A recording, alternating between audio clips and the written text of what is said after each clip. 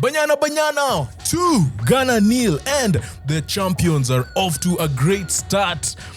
Is this the most balanced team in AFCON? Women's AFCON so far that I've watched? Probably, because I've watched every single minute of every single game up until now. And I don't think there's a side that has more balance from right to left, front to back, midfield than this team has shown me. Let's get straight into it. This is the third time SA are winning their opening game at WAFCON event, which was pretty solid. Coach Desiree said one thing. She said that this tournament is not really about title, defending the title. Like, that is not our motivation going into this game, into this tournament. Our motivation is actually redefining the squad. And I feel like there's a lot they've done that has gone into that. Again, there's players that they've lost. There's key players that have retired. There's JERMAINE who's about to retire. So they need to find ways to, just redefine themselves. And I think they did that even in the course of this game. I could see a lot of it. To start off the game, commentator kept on saying that Ghana was expecting SA to come out in a 4-4-2, 4-2-3-1 type of setup. But most of the time, they're playing with 3 at the back. And again, this is actually just a testament to having connections at the national team. With club sides, you guys are together for 8-9 months of the season.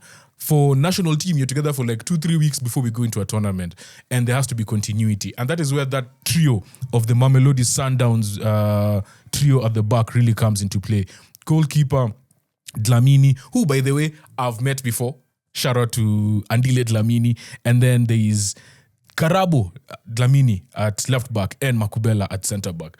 And honestly, that combination was quite key in them playing from the back, them just being able to change formation and Ghana not able to respond to it quickly enough.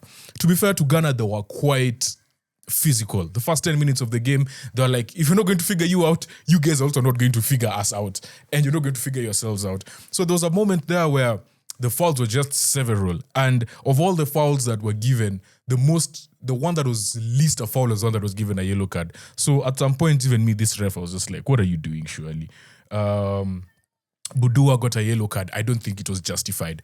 But that 3 was really crucial in changing how these guys, how Banyana played today. And going into my player of the game, yeah? And she's also been named Woman of the Game. I need to get that first name right. Bambanani Mbane. I hear she's called the Juice. Guys, if you know the nicknames of these players, please leave them in the comment section so that I know. I only know the Juice and the Breadwinner. I need to know more. I need to know more nicknames. I need to refer these people to with their nicknames. The way she was spraying the ball from the back, left side, right side, chilled in possession. There was one point where Budua, they've just broken, and Budua gets the ball. It's almost like a 1-on-1. She comes, she finishes that counter off, plays it back to the goalkeeper plays it back to her, and manages to win a throw-in. Like, she is just solid. Like, just calmness personified at the back. As someone who played at centre-back, I really understand. There's some people that, I played centre-back and I played in midfield most of my life. So there's certain positions which I always look at more than any other, defensive midfield and centre-back. And I'm just looking at how calm she is on the ball. Do you know how difficult it is to be doing ball rolls at centre-back? Because there's always the threat of a striker coming and nicking the ball from your feet. She's constantly just doing these ball rolls at centre-back. And I'm like, yo, why are you so chilled? Why are you so calm? What's wrong with you? And yeah, she was amazing. I can't say more about her. And as I said earlier, there's balance in this team. Let me start between left and right. Starting off the game, Magama and Ramalepe on the right side, they were immense. Like, all the attacks were sort of coming from that side. Then they kind of switched to the left side between the 25th and 35th minute. That's when the goals came in. Because the first goal came from the left side. But that right side, the work rate, I just need to mention the work rate. Ramalepe had 2 major contributions in this game in the first 30 minutes of the game. There's one where she won the ball, where she had no right to win the ball, and Ghana were playing at the back there. Just slid in, won the ball, and they had a chance. And those are the small things that give you confidence, especially knowing Ghana was coming to play very physical and try and nullify everything that they're doing, right? And then after it was 1-0, there's the one where she put so much pressure on that entire defense.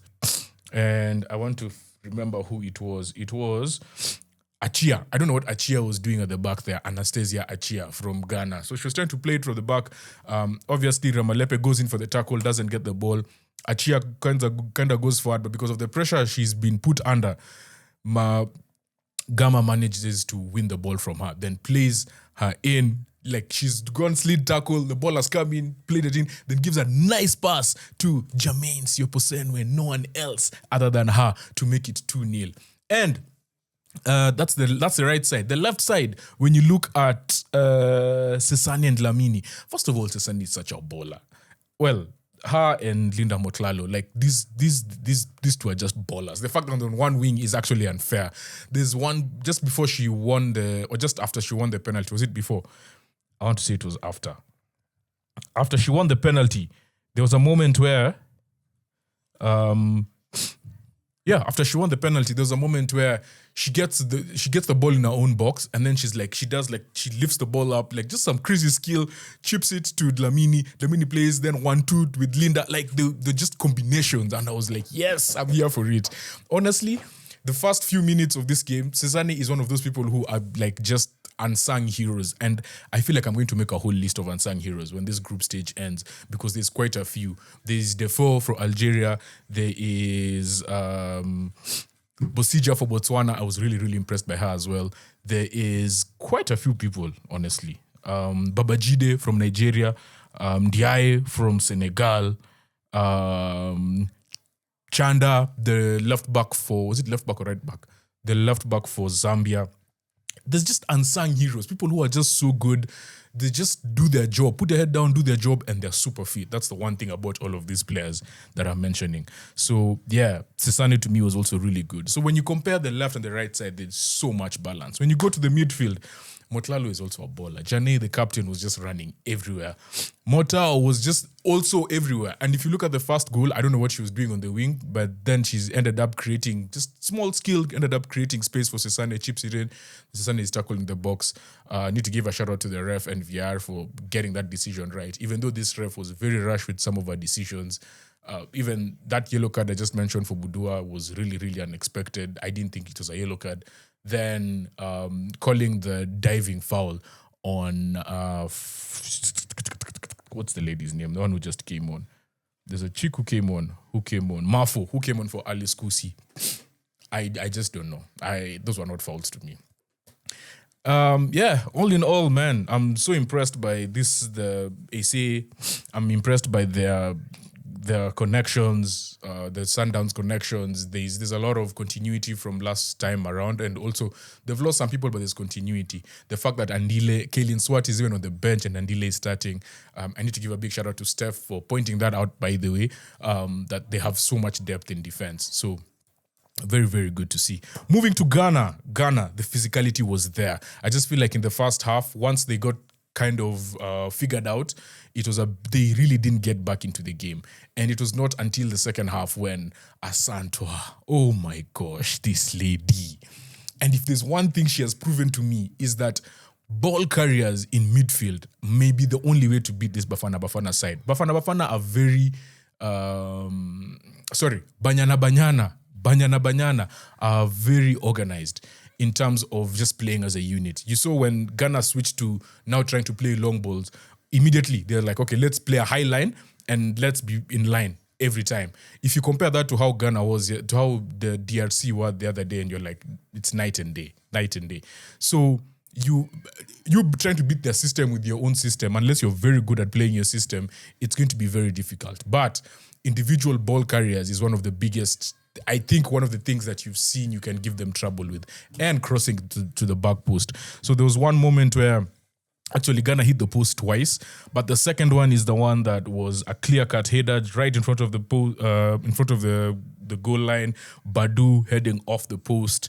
It was just amazing play from who won the ball? Asantwa. Yes, it was Asantwa who won the ball and then played in Princess Adubea, who came off the bench. To me, was one of the players to watch out for this AFCON. Came off the bench, just solid in midfield.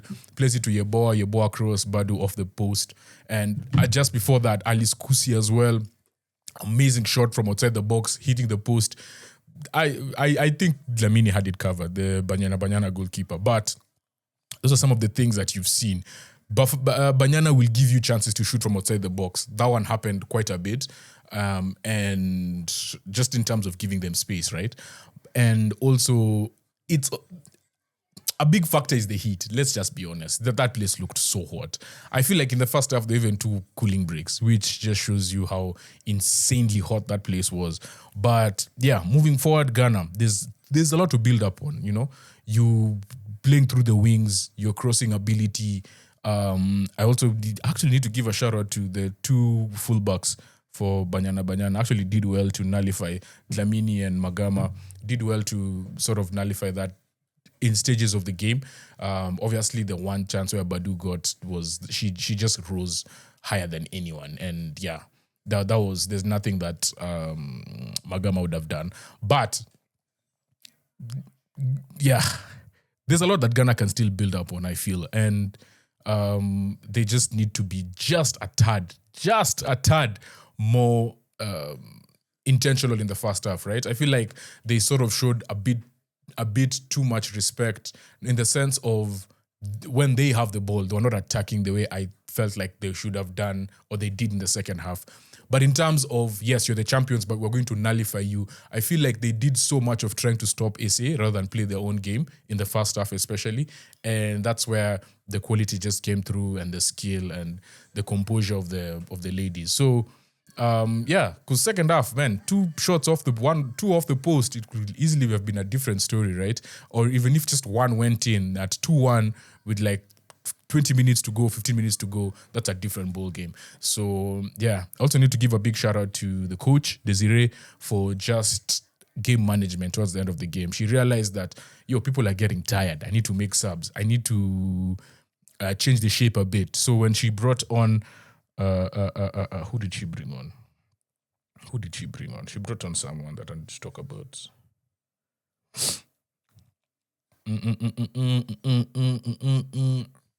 Yeah, Mogolola in midfield and removed Motao.